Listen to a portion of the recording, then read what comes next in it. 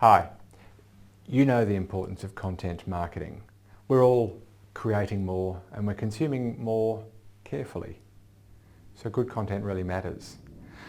I scoured some really good sites looking for the best tips on content marketing and in particular a content marketing plan template so we can plan our content marketing. I found some absolute gold. Let me show you what I found.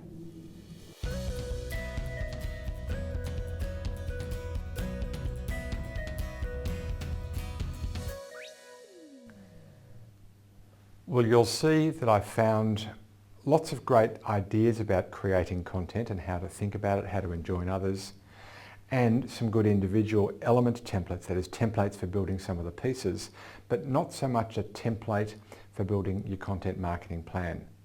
So let me show you what I did find and then I'll give you our template for creating a content marketing plan.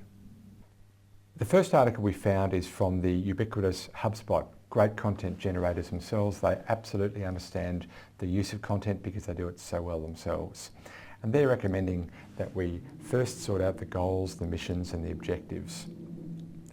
Identify the target audience, the type of content, and they give us a long list of content types here.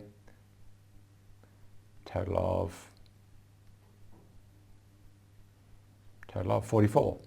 So a great list of content. And here they are offering some more content on the side here. How meta is that? They recommend that you brainstorm ideas and think about important marketing dates. That is, with the schedule that you put together, make sure that you work around key dates when people will be unavailable. Great contribution. Thanks, guys. Our next article is from the Content Marketing Institute. So we're dealing with real powerhouses. HubSpot is a great user of content marketing and the Content Marketing Institute, who are also a great user, but they're great teachers of content marketing. So I think we're in pretty safe hands here. Super list. Now 17 essential content marketing templates and checklists.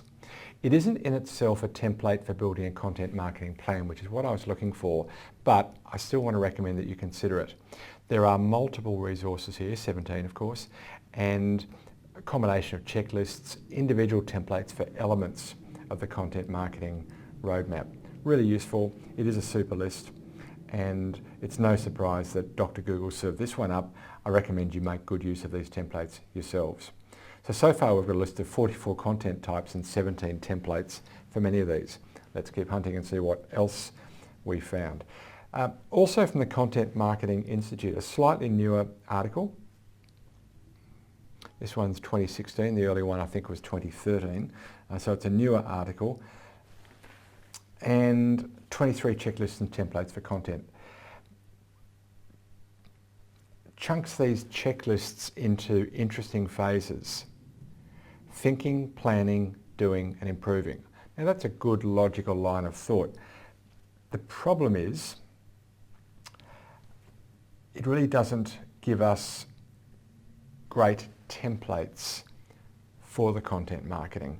So actually their older article I found a little bit more useful. Let's keep hunting. Fourth one is from Jeffrey Kranz from Overthink. Now I wanted to like this, I really did, but I didn't. I found it long-winded. Now I know that's the pot calling the kettle black because my shows here are between 10 and 15 minutes, so long-winded is not something I can really justify criticising somebody for, but I will. It took too long to get to the point. And it's something of a stream of consciousness without having taken the time to try to reach a clear conclusion. So we might skip this one too. Now this one I'm including because it was the most shared, 184 times on LinkedIn, which is a great effort. Now I'm perfectly happy to pay for content, but with so much amazing free stuff like what we've just seen, why would I pay for content templates? I don't get it. And candidly, the case for paying for this content is really not well established. Now, in fairness, we don't know what content leads up to this content. Is there, are there 3 or 4 pieces to which this is a logical endpoint and they're pretty sold? But frankly, it's a published page and it was not at all persuasive. So another one I'm going to skip. Well, I'll give you our template shortly, but let me first distill what we've just learned down into, I think, some basic lessons. Here's what those experts have said about content marketing plan and to some extent templates. Firstly, get buy-in. Start with the goals and objectives. Understand your buyer and what content they want to consume. Brainstorm topics and media.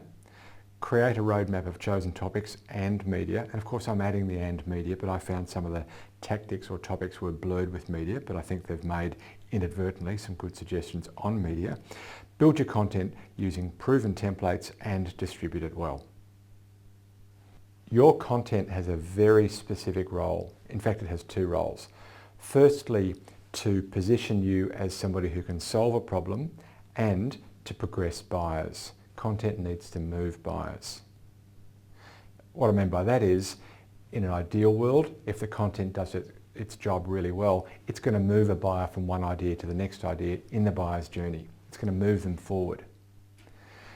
But if it fails at that, then it needs to at least obtain a minimum prize. And the minimum prize is to position you as somebody who understands the problem. Gee, I tried to get you troubled. On this occasion I failed, but at least you understand that I know how to solve the problem. So we've got progression and positioning. But the key element there is it's all around the problem. It's not a solution looking for a problem. It's a problem that can be solved. So we need to position around the problem. Now the implication of that is that early on in the buyer's journey, your content will position you as somebody who can solve the problem. A little later on, it'll help them understand the problem and why it needs to be prioritised. And then content can help them understand what they need to solve the problem. Then they can understand your solution and how it solves the problem. And then finally, why the way your solution solves the problem is better than anybody else's. They're each stages in the buyer's journey, and your content needs to match to each of those stages. Now, if that's true, we probably need, when we talked before about buy-in, we need multiple stakeholders to not just agree with, but actually shape what that content is for each stage in the buyer's journey. Now, if you've been watching our shows for a while or you understand our methodology well, you know exactly where I'm about to go. If you don't, you're in for a surprise.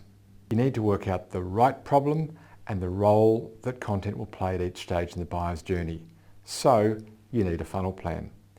Content is an integral part of many tactics, and it's used together with non-content tactics. The funnel plan lets you work out with your team the best problem to focus on, who most has that problem and therefore who your content should be aimed at, and how your content will be used at every stage in the buyer's journey.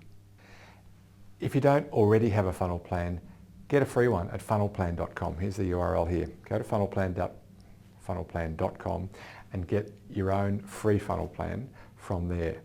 Now, once you have a funnel plan, or if you already do have a funnel plan, use your funnel plan to shape the role that content needs to play at each stage in the buyer's journey. And the pivotal piece of that will be to get your team to buy into the problem that you've chosen. I'm doing all this because that's where it sits on the funnel plan. Problem choice and then tactics. That's it for now. I hope you got value out of that. Lots more lined up for next week. Until then, may your funnel be full and always flowing. Our thanks this week to Kim Nguyen, our intern who did the research, to our contributors Justin McGill, Michelle Lynn, Jody Harris, Jeffrey Krantz and Kapost.